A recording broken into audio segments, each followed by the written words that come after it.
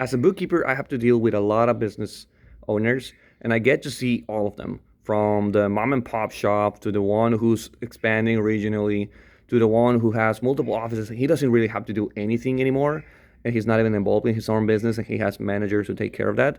And the people who are working 70 hours a week, and their business will fall apart if they go on a vacation. And the times they do go on a vacation, they have to be on the phone speaking to their people all day because for some reason, whenever you're not at the office, whenever you're not available, is when everything happens. Every client wants to talk to you, and shit hits the fan and stuff like that.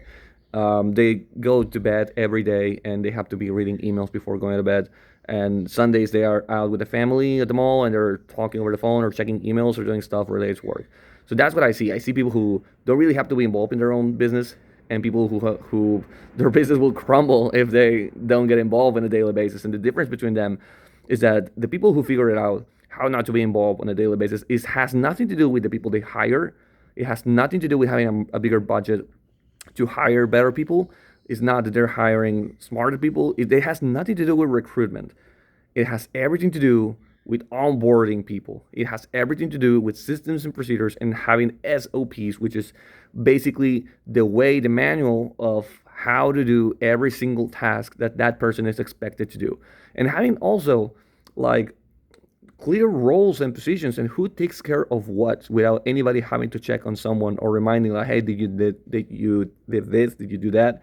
Did you send this? Did you send that email? Did you reply already? Having your policies and procedures, having clear structure of who does what, and having clear systems to ensure those things. Everybody knows what they have to do, when they have to do it, and how to do it. They have a proper way of doing it. So when you keep it stupid simple for anyone, any person who doesn't even have a college degree, to be able to perform and to have a place of reference instead of them having to ask you if they have a question. They can just look at the documentation, they can just look at the policy and procedure, they can just look at whatever you have, whether it's a video, whether it's a PDF, whether it's on your own website, whatever you have, whatever manual you have of how to do the task, they can just look at that and you don't have to be involved at all or very little.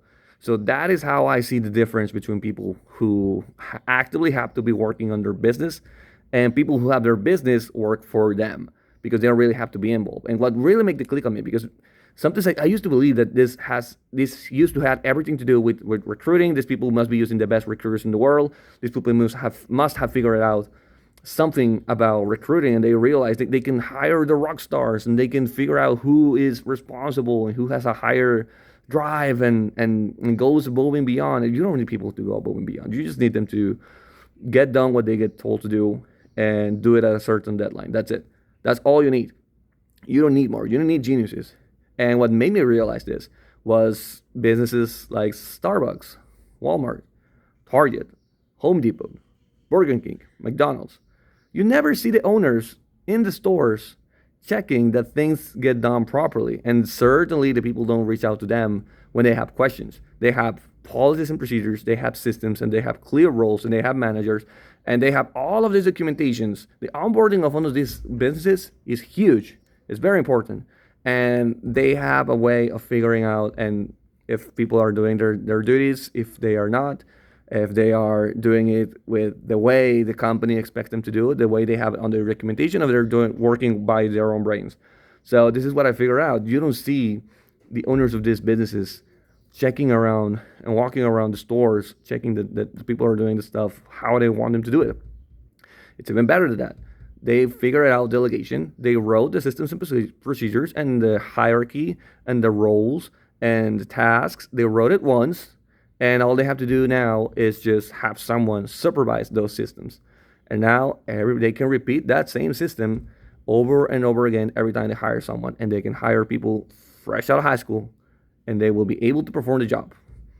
All right, so this is what makes the difference between people who their business works for them instead of them having to work for their business. Because otherwise, you just created yourself a job. You don't have a business. You just created yourself a job. If the business cannot work without you, if you can't disappear, if somebody can't kidnap you for 2 weeks without your business starting to fall apart, you have a job. You created yourself a job, but you don't have a business. All right. So I just wanted to share that for people who are struggling, who are working 60, 70, 80 hours a week. For those people who are answering phone calls at night or reading emails or just thinking about business when you're with your family and you are not able to turn it off and relax and be present in the moment, just know that all you have to do is figure out and start documenting everything you do and implement systems to ensure that things are getting done the way you want them to do and having clear roles and procedures. So that's just how it is. All right. God bless. Have a good one.